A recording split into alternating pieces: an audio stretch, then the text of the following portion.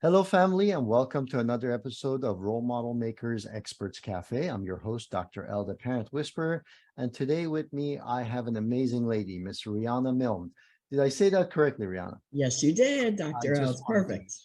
sure. So Rihanna has been in our community. I like how she shows up. I like her energy, and I believe that for you guys, it's important to understand what she does because it needs to be on your radar. So here we are. Thank you for tuning in, and Rihanna, thank you for taking time out of your busy schedule to Of be here. course. Thank you for Can having me today. can you tell our audience members a little bit more about yourself, what you do, and how you got involved doing it?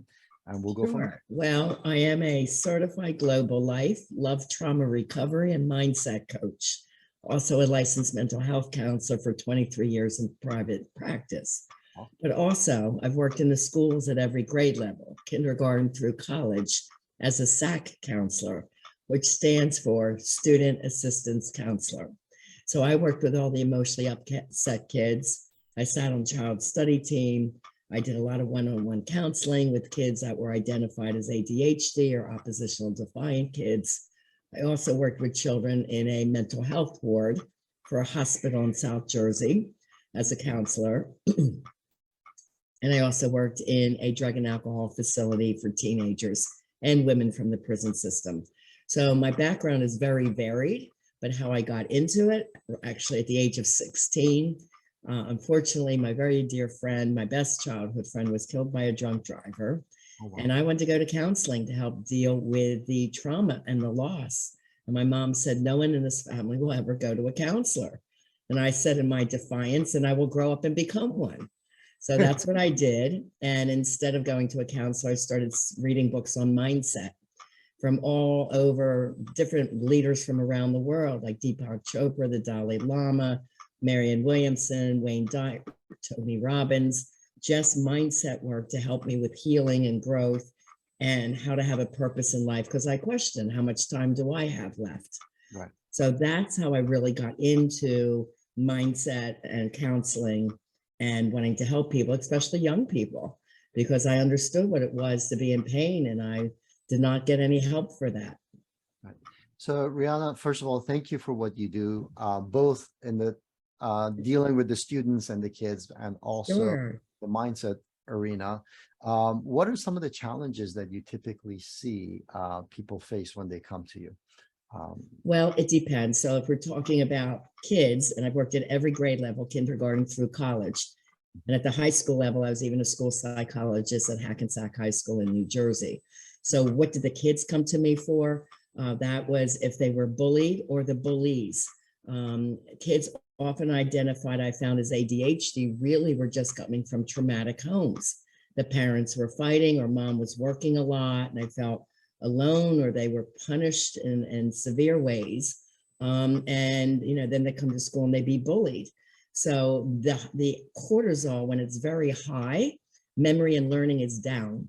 So I was doing techniques in my office, which was called Miss Riana's relaxation room. I would not have the high bright lights on. I had low lamps. We sit on the rug and we would meditate. I also use music therapy. One of the best musicians I found was Louis Miguel. And I don't even speak Spanish, but the music calmed them down so well that they would go back with their systems regulated, right. ready to learn again and in better moods. I also had behavioral modification charts all over the walls of my office. So the teachers and I would plan, things to do for the kids to do where they could get a reward at the end of the day. I had a big treasure chest, and first it's an extrinsic award, meaning something tangible they could take home at the end of a day. But if they got a star all week as a great day all week, then they got 4 prizes from the treasure chest. And these were just little things like a pencil or eraser or something. But it was exciting for them to try for it. So there were so many different techniques I use, and then really getting them to learn how to talk about their feelings and even learn the word negotiation through issues with kids. And then I set up a anti-bullying program. It was called Stand Up for Friendship. And each child had a bully busting buddy. So if a bully was picking on them or someone was picking on them, the friend would stand up and try to negotiate through it, or come and get me, Miss Rihanna. Joey needs some help over there, you know. So the whole school, when I went into it, was kind of a war zone. This is an elementary school in South Jersey. And by the time the program was in place, there was no bullying. I did a talent show. So the kids had to audition, and the only rules, they could not get a detention or a suspension. So the problem kids became the school superstars. I had them on TV and newspapers. We set up a charity event. My daughter puts in water wells in Africa. So they were raising money for a charity to sell tickets. And so they felt proud of themselves. So all these different types of trauma recovery tools I was using many years ago while I was working in the schools. I love it. Amazing. And congratulations for all of that. Thank you. It was televised because it worked out so well. It's just a shame that other schools don't have these types of programs in place. So there, in your conversation, you mentioned a couple of things. One of them is how the environment that the person's in basically yields to the outcome as far as their interactions, their thought processes, and how they show up in the world. Absolutely. So my main work, what I do is called trauma recovery, and what's called a CCTP Advanced, Certified Clinical Trauma Professional Level 2. So that's on top of being a licensed mental health counselor. So what I do, and I work with people around the world, age 16 and up. I mean, if they had permission and worked in a family setting of a living room, I could work with a child at 15 on a computer, but just to set an age, at 16 to 76 was my oldest client. Men, women, singles, couples, teens, older kids in transition. In other words, coming out of college and feeling lost and can't find a job or too stressed with our world environment. They can't settle themselves. They can't remain focused in what they want to do. So I help job coach the younger people. That transition between high school and college can be quite high anxiety. So some parents hire me to be their coach while their kids are at college. So they have me from high school to college, and they have like me as their little life ring there. You know, we meet on a regular basis, and I make sure they're excelling. So the childhood trauma in 2021, it's been proven that 100% of us have this. And I experienced actually childhood trauma, but didn't do the research because of that, because this was not talked about in my triple master's in clinical psychology. We did not hear the terms childhood trauma. It wasn't until 2011 when I experienced a second love relationship trauma, and I went to 7 therapists, friends of mine. What does my partner have? Why did he do this? How can you help heal me? And nobody had the answers. Right. This was not, love trauma was not discussed in the DSM-4, which is our psychological manual. Right. There's no codes for childhood trauma. Right. So to help myself, I started doing the research in the deeper psychological journals. And I found this huge correlation between childhood trauma and love trauma, and choosing partners that end up toxic or not good for you. And some of the studies show this goes through at least 3 generations. It also has the ability to change the DNA. So for example, in studies with offspring from Holocaust survivors, they had, changes in their gene expression and higher anxiety levels than the average person. So it's really important that parents understand if their love relationship, whether they're with a partner or a spouse, is toxic in the home, this is absolutely infecting your child. They may not say anything. How kids respond is there's either externalizers or internalizers. So the externalizers may yell back, run away, have risky sex, or date, risky kids just because they feel some love or acceptance there. Right. And the internalizers are that child that may stay in the room all day, not talk to anyone, maybe cutting, self-mutilating, suicidal tendencies and thoughts now, and even food addictions or binge eating.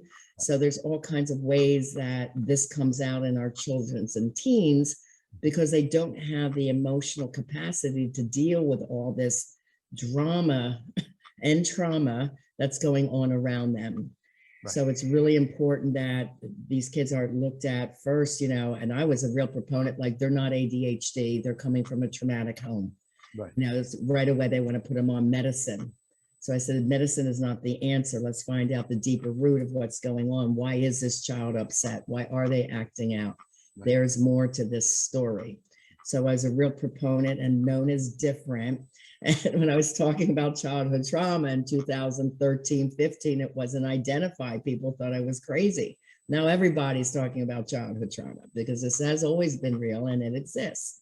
Right. So I actually in 2012 identified the top 10 childhood traumas that I was seeing from all my work experience. And that assessment tool is used around the world. And that can be found on my website, rianamilne.com, Awesome. for free. And also, there are more than 10 traumas, of course, but when people see them in this simple list, they're like, oh my gosh, yes, I've had these. Right. So Riana, I had a question. So I do want to mention the importance of self-regulation just in passing, and if you want to talk yes. about it. But going back to childhood trauma, people who are watching this, sometimes parents, they're like, no, no, not my kid. My kid is not traumatized, right? So what are some of the things that they should kind of watch out for? And if they have those kind of indications, then they should come to your website. Yeah, I can be quite quick with the top 10 list because I talk about this all the time. And I think it's really important parents know what they are. Okay, absolutely. Because they're simpler than most people think. Most people think a big T trauma, which is, let's say someone's in a car accident and they lose a limb. Certainly that's traumatic. Right. That's big T. But the little T trauma that's ongoing day in and day out is what causes the emotional upset. Okay, so the first one is any addiction in the home. And it's not just drugs and alcohol. It's sex, knowing the child knows the parent's a chronic cheater, porn use, gambling, hoarding, spending, eating, gaming, TV watching, or being tied to the computer, games, social media, whatever. And the child's not getting the attention. Is the Number two is one of those, by the way? Yeah, right. Number two is verbal messaging. So are you saying to your child the words, I love you? Super important for your kids to hear and get them compliments when they deserve it. Many of my generation, we never heard those words, the baby boomers. Giving them compliments, saying you're proud of them. Number three, and not doing verbal put downs, like change your outfit, you look fat in that. That's a verbal put down. Yes. Number three is emotional abuse or neglect. Number four is any physical abuse, sexual abuse, rape, or molestation inside or outside of the home. The next one is abandonment, fault or no fault abandonment. So a fault abandonment would be never knowing your parent. If the couple breaks up, one parent leaves and they rarely come back, or they break the promises about visiting the child. Right. Or it also could be the parent is in the home, but they're not emotionally connecting. They don't go to the kids' events or the plays or the sport events. They don't make that time or effort to really connect with their child. Mm-hmm. A no fault abandonment would be if a parent happened to die early, if they have to go serve in war. Mm-hmm. Or even like my father, he traveled for a living. We didn't know he was FBI, CIA. And I remember asking as a kid, where's dad? Is daddy okay? When's daddy coming home? So these little things that people look at as just normal often are not. Let's move on. Trauma 6 is if you're ever adopted, part of the foster care system, or have to go live in another family's home, even if it's grandma or your aunt, you're displaced from your parents. Another one most people can identify with is personal trauma. Number 7, that's if you ever felt different or not good enough. So were you a chubby child and teased for that, or skinny and gawky and called a nerd? You might have been LGBTQ teen coming out and your family or your peers rejected you. You could have been the only African-American in all Caucasian school. For some reason, you felt different. You were bullied, and that was one of mine. I was terribly bullied in middle school. So look at all the kids that are.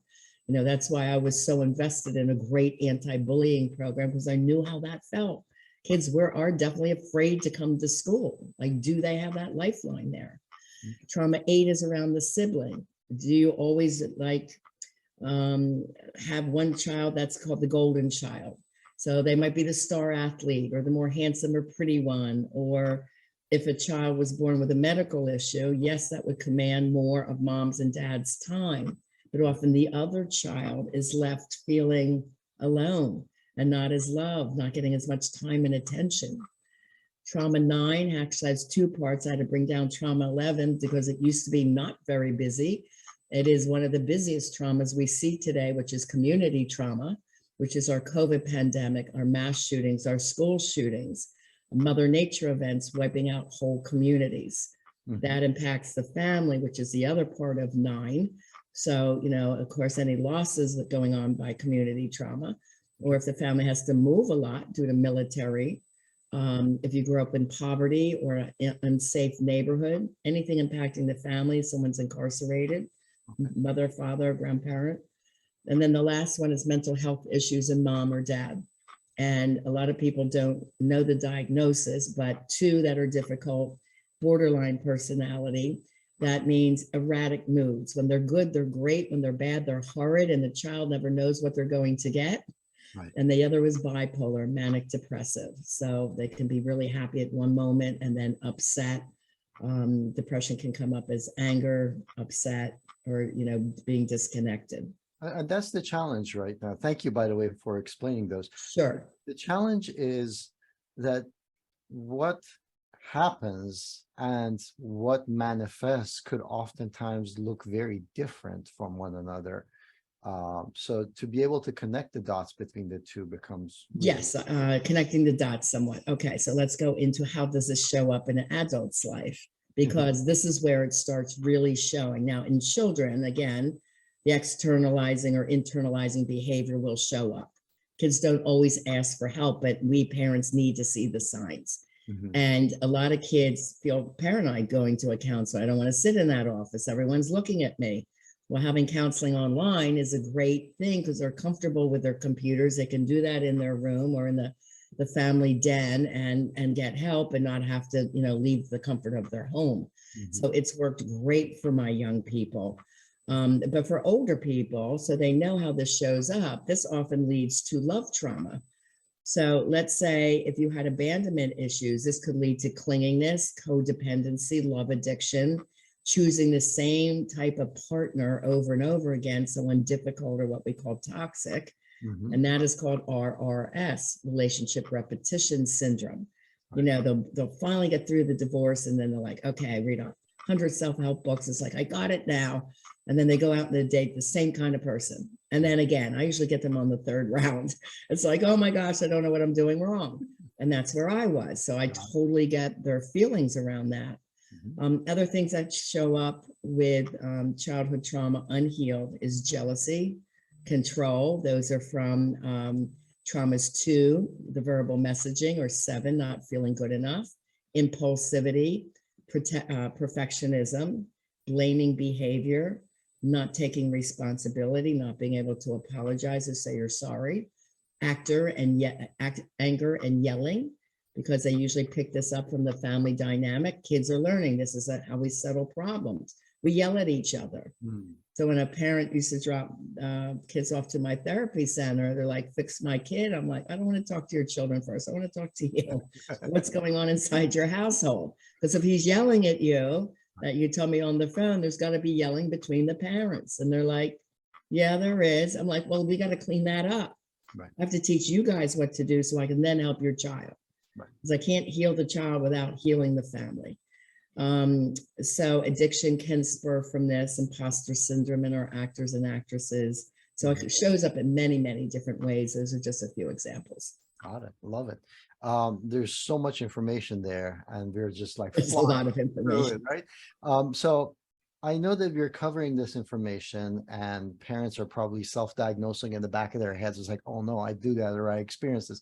So without the shame and the guilt and putting one more thing on their plate that is already super full, what's the best approach to taking action on this? So yes. A lot of times you read or you watch stuff and it's like, that's great, but then you don't take action, then same thing. Right. The first thing is, and I came up with this quote when I was going through love trauma, I can't change what I don't know or understand.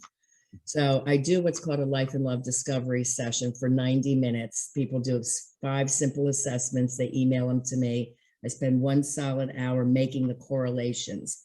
And our parents have to remember childhood trauma is 3 generations. So if you're seeing your children upset, you have to look at your relationship issues, or even if you're divorced now, what did they grow up with, right? And then what did your parents grow up with? So we're talking generations. Can it be stopped? Absolutely. This is how I work with my adults. If I know my adults have children, I always ask, how are your kids? And that's always a part of the healing process. Since I am very much a child advocate, I want the kids to be okay too. I have 2 daughters and 6 grandkids, but I also teach, which is called the mindset for success. And I grew my daughters up with this system, even though they had a very difficult father. And I divorced him early in life. And I was teaching them mindset as I was learning it in my teens and 20s. By my 20s, I had it pretty well down when I was having my kids. So I taught them that, my one daughter, Alexi, she goes, I want to put in water wells and help the African kids at age 5. I'm like, babe, that's a great dream. Let's do it. So teach them to believe in their dreams. Nothing is far-fetched. At 20, she started doing that with her best friend. She has 21 water wells in Tanzania, Africa. She wanted to be a singer at 15. It's like, let's do it. Let's make it happen. Let's get educated. Let's read on this. So when you're teaching mindset, they believe in themselves. They believe in their dreams, or their confidence is there. You're teaching them life skills. My girls were out of the house on their own, supporting themselves at age 19. That was intentional. That is our job as a parent. Right. So you can learn this. It's a mindset system for yourself that then you go ahead and then teach your children. And you can read more about that on my website. It's rianamilne.com. And there's the 4 free love tests, including the childhood trauma checklist. And I put in the chat, I'm giving 2 free ebooks. What is the emotionally healthy relationship look like? And what does a toxic relationship look like? Because again, we have to identify it, see where you are. And then my podcast is called Lessons in Life and Love with Coach Riana Milne. And I have a huge parenting chapter in my #1 best-selling books, which is called Live Beyond Your Dreams, From Fear and Doubt to Personal Power, Purpose, and Success. And I was writing that as I was in the elementary school. So I wrote it so that ages 6th grade, 5th grade and up could understand it. So I wanted my young people to be empowered as well. So they were all learning mindset in my elementary school. So they're never too young to teach this. And it really was incredible that if they grow up with that mindset and a positive environment, they can do anything. I love it. It's beautiful. And that's truly what parenting is all about: supporting, inspiring, empowering our children to become full individuals with their missions. So for sure. Guys, Riana just mentioned a whole bunch of resources for you. I'm going to put all of that in the description of this video. So be sure to go ahead and check those out. Take advantage of the information that she's sharing and gifting with you guys. Very generous, Riana, for doing that. In addition to that, I want to make sure that you guys role model the behavior, that it is okay not to have all the answers, that there are genuine people that have genuine interest in supporting you, and teach our kids through example that it's okay to ask for help. In this day and age where we are globalized, somehow the kids are finding themselves very isolated and disconnected. And us reaching out for help is a great way, a great lifestyle that you can show to your kids, that they don't have to have all the answers, and there are people who want to support them. So be sure to connect with Riana in that sense. If you haven't clicked on the subscribe button, make sure you do that so you get notifications for all the experts that come on this channel like Riana and share their expertise and share their gifts and passions with you guys. And Riana, thank you again for being here. I know that you have a sea of knowledge and lots of experience to go with it. And whoever connects with you, they're in good hands. So thank you for taking time to be here. I appreciate it. I'm happy to help. Thank you so much, Dr. L, for having me on your show. Pleasure. Any final words before we finish? Yeah, I just want to encourage everyone. This is not about shame or blame. We all, as parents, do the best that we can. Believe me, I've been there. It's not always easy. And if you are in somewhat of a toxic relationship, it's even harder to maintain that peace within yourself and for your kids. So as Dr. L said, reach out and get help. You're not alone. There's plenty of good resources out there, and I'm here to help you. I just want to encourage you. Now is the time to create the life you desire and have the love you deserve. Beautifully said. Thank you. Until later. Cheers. You're welcome.